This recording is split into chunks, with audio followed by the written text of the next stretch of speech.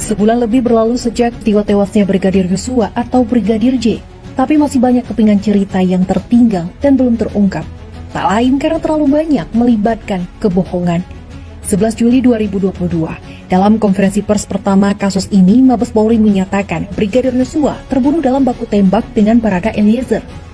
Dalam dugaan Polri, Barada Eliezer melindungi Putri Chandrawati selaku istri Irjen Verdi Sambo dari pelecehan seksual yang dilakukan Brigadir Yosua. Karopemnas Divisi Humas Polri Brigjen Ahmad Ramadan menyatakan Brigadir Yosua melepaskan 7 tembakan, dibalas 5 tembakan oleh Barada Eliezer. Namun, ada sekian banyak kejanggalan dari kelanjutan kasus ini. Dari hasil pemeriksaan Komnas HAM, beberapa kejanggalan dari cerita kronologis awal diakui oleh Verdi Sambo sebagai skenario yang ia rancang sendiri. Saudara FS ini, dia pada pokoknya mengakui 2 hal. Pertama, dia mengakui bahwa dialah otak pembunuhan atau penembakan saudara Joshua. Yang kedua, dia mengakui dialah otak yang merancang obstruction of justice, ya.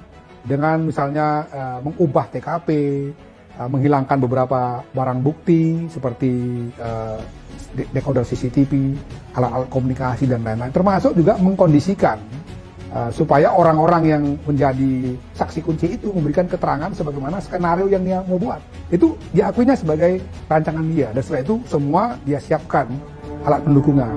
9 Agustus 2022, Kapolri akhirnya mengumumkan tidak ditemukan fakta peristiwa tembak-menembak. Irjen Pol Verdi Sambo ditetapkan sebagai tersangka, menyusul penetapan 3 tersangka lain. Sambo disebut menjadi dalang yang memerintahkan Barada Eliezer untuk menembak Brigadir Yosua. Terbaru, tim Sus Polri juga menetapkan Putri Chandrawati sebagai tersangka dalam kasus pembunuhan berencana ini. Komnas HAM ikut meyakini bahwa penembakan terhadap Brigadir Yosua dilakukan bukan oleh Barada E seorang. Ya, kami meyakini bahwa memang tidak mungkin itu dilakukan oleh seorang Richard sendirian, karena misalnya arah peluru datangnya dari tempat yang berbeda, ya. Artinya tidak mungkin orang yang sama berbolak-balik dari satu tempat ke tempat lain untuk melakukan tembakan. Yang kedua juga indikasi bahwa pelurunya jenisnya juga berbeda. Satu, posisi tubuh Joshua dengan di posisi tubuh yang lain itu ada ukuran yang berbeda satu dengan lainnya. Bersama Brigadir Yosua berkumpul di ruang tamu rumah dinas Sambo. Yosua diminta berlutut menghadap pintu kamar mandi sambil melipatkan kedua tangan di belakang kepala. Di hadapannya, Richard tengah mengacungkan pistol. Verdi lalu berteriak memerintahkan Barada E melepaskan tembakan. Maka terjadilah Richard melepaskan peluru dari jarak sekitar 2 meter dengan pistol Glock 17 sebanyak 3 kali ke arah Yosua.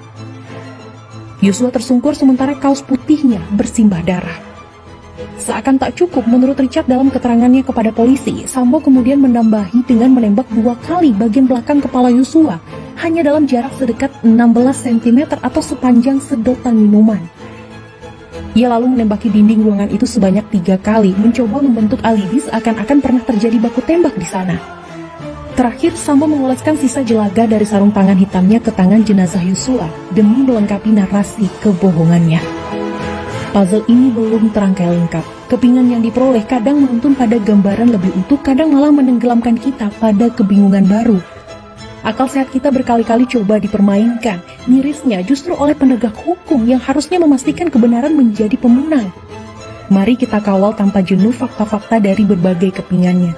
Jangan pernah lupa, di negeri ini sudah terlalu banyak puzzle yang tidak selesai.